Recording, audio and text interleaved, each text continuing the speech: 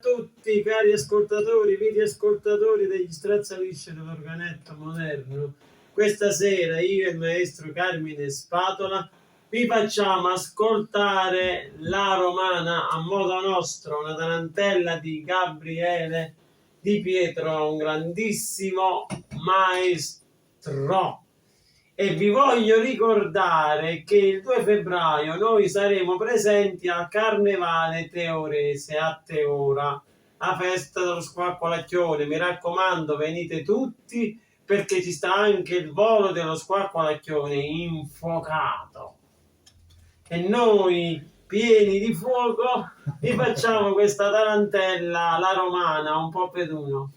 È portato voi.